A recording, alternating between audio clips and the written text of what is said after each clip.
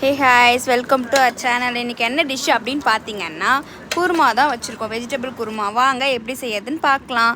ஒரு பெரிய உருளைக்கிழங்கு கட் பண்ணி எடுத்திருக்கேன், கேரட் எடுத்திருக்கேன், பச்சை மிளகாய் எடுத்திருக்கேன், தக்காளி எடுத்திருக்கேன். அப்புறம் அது கூட என்ன எடுத்திருக்கேன் பார்த்தீங்கன்னா பீன்ஸ் எடுத்திருக்கேன். பீன்ஸ் எடுத்துகிட்டு அதுக்கப்புறம் தேங்காய் பேஸ்ட் எடுத்திருக்கேன். தேங்காய் எப்படி அரைச்சோன்னு உங்களுக்கு கடைசியாக வீடியோவில் சொல்கிறேன். பேனில் நல்லா எண்ணெய் சூடானதுக்கப்புறமா கடுகு போட்டதுக்கப்புறமா பச்சை மிளகாய் போட்டுட்டு பச்சை மிளகாய்க்கு அப்புறம் இஞ்சி பூண்டு விழுது போட்டுட்டு நல்லா அதை ஃப்ரை பண்ணிவிட்டு கொஞ்சம் நல்லா ஃப்ரை ஆனதுக்கப்புறம் நம்ம நறுக்கி வச்ச ஆனியன் போட்டுட்டு அது கொஞ்சம் அதுக்கப்புறம் கருவேப்பிலை போட்டுட்டு அது நல்லா ஃப்ரை ஆனதுக்கப்புறமா நம்ம என்ன பண்ணோம், தக்காளி போட்டு தக்காளி நல்லா ஃப்ரை ஆகிட்டோங்க. தக்காளி நல்லா ஃப்ரை ஆகிட்டு அதுக்கப்புறம் நம்ம என்ன போடுறோம் அப்படின்னா நம்மக்கிட்ட இருக்கிற காய்கறி எல்லாமே நம்ம நறுக்கி வச்சது எல்லாத்தையும் எடுத்து போட்டுக்கலாம். ஃபஸ்ட்டு என்ன போடுறோம் அப்படின்னு பார்த்தீங்கன்னா நம்ம பீன்ஸ் போடலாம்.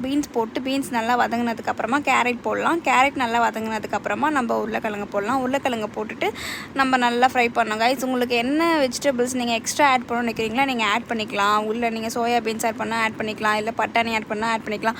என்ன வேணாலும் நீங்கள் ஆட் பண்ணிக்கலாம். அதை நல்லா ஃப்ரை பண்ணிவிட்டு அதுக்கப்புறம் என்ன பண்ணணும்னா நீங்கள் உப்பு உங்களுக்கு தேவையான அளவு உப்பு போட்டுக்கோங்க. உப்பு போட்டு நல்லா ஃப்ரை பண்ணிவிட்டு நம்ம அரைச்சி வச்சுட்டு அந்த தேங்காய் அது கூட நம்ம என்னென்ன போட்டோம்னா முந்திரி பருப்பு போட்டிருக்கோம், கசகசா போட்டிருக்கோம், அதுக்கப்புறம்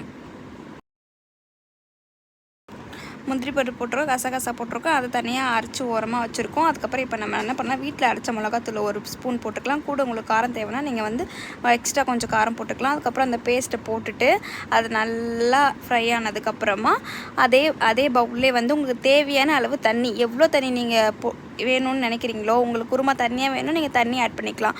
குருமா டிக்காக வேணும் நீங்கள் தண்ணி கம்மியாக ஆட் பண்ணிக்கலாம். தண்ணி நல்லா போட்டுக்கலாம். ஓகேங்களா கைஸ்? போட்டுட்டு அதை நல்லா மிக்ஸ் பண்ணி எடுத்துட்டு குக்கர் மூடிட்டு விசில் வச்சிடலாம் கைஸ். விசில் வச்சுட்டா நமக்கு சூப்பரான குருமா ரெடி.